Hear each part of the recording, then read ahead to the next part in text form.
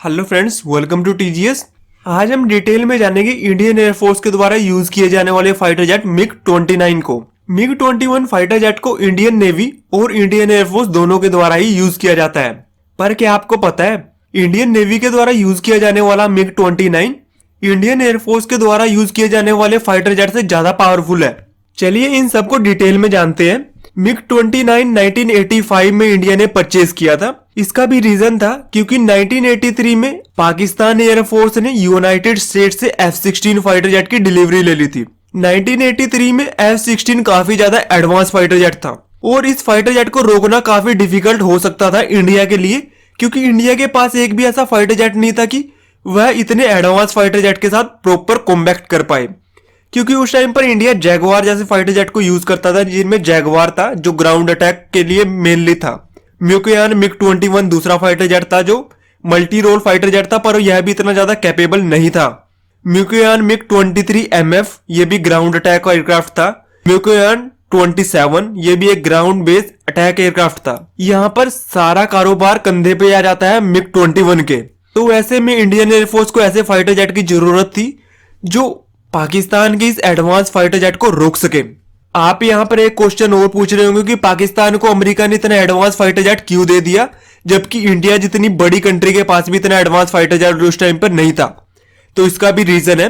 1978 Soviet संघ की entry होती है अफगानिस्तान में, और अफगानिस्तान में इसकी एंट्री होने के बाद अमेरिका बौखला जाता है और अमेरिका को एक एलआई की जरूरत है जिसके वह एयरबेसिस को यूज कर पाए या जरूरत पड़ने पर वहां से भाग पाए। तो ऐसे में अमेरिका को पाकिस्तान की बहुत ज्यादा जरूरत थी। तो पाकिस्तान ने भी मौके का फायदा उठाया और अमेरिका के ऊपर प्रेशर डालना शुरू किया कि हमें F-16 फाइटर जेट चाहिए ही चाहिए। तो यहाँ पर अमेरिका को F-16 फाइटर जेट देने पड़े और एक साल के अंदर अंदर ही इनकी डिलीवरी भी करनी पड़ी। तो इस वजह से ये फाइटर जेट इंडियन एयरफोर्स को खरीदना पड़ा। इंडियन एयरफोर्स के MiG 29 fighter jet Indian navy के मिग 29 फाइटर जेट से ज्यादा पुराने हैं। इंडियन नेवी के मिग 29 फाइटर जेट को लेट 90s में डेवलप किया गया, जिस वजह से उसमें एडवांस एवियोनिक्स और एडवांस इंजन का यूज किया गया। यहाँ पर एक और इंटरेस्टिंग बात यह है, मिकोयान कंपनी ने लेट 90s में मिग 29 का नेवल वर्जन तो निकाला, पर इसे रशियन नेवी ने कभी परचेज ही नहीं किया। इसे कोई कंट्री परचेज करने को तैयार ही नहीं था। यहाँ पर इंडिया ने इसमें इंटरेस्ट दिखाया और इंडिया इसका भी फर्स्ट इंटरनेशनल कस्टमर बना। बाद में जाके रशियन नेवी को रियलाइज हुआ कि ये फाइटर जेट कितना ज्यादा कैपेबल है और उन्होंने भी इसे अपनी सर्विस में लिया।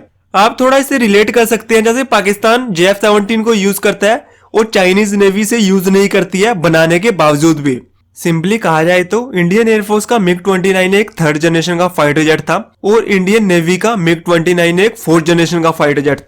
इंडियन एयरफोर्स के इस इंफीरियर फाइटर जेट को अपग्रेड किया गया UPG के अंडर, और ये भी एक 4++ जनरेशन का फाइटर जेट बन जाता है इस अपग्रेड के बाद में। इस अपग्रेड के अंदर इसमें इसके इंजन लाइफ को एक्सटेंड किया गया, इसमें नया इलेक्ट्रॉनिक वॉरफेयर सूट को लगाया गया, इसमें एक नई रडार को लगाया गया, इसके नेविगेशन कंट्रोल सिस्टम को भी प्रॉपरली चेंज कर दिया गया। साथ के साथ इसमें एक ग्लास कॉकपिट लगाया गया और कन्फर्मल फ्यूल टैंक्स को लगाकर इसकी रेंज को भी बढ़ाया गया, और साथ के साथ इसमें हेलमेट माउंटिंग क्यूइंग सिस्टम भी दिया गया। UPG अपग्रेड के ऊपर हम एक प्रॉपर वीडियो बनाएंगे जिसमें ये बताया जाएगा कि ये कितना कैपेबल एयरक्राफ्ट बन जाता है इस अपग्रेड के बाद में।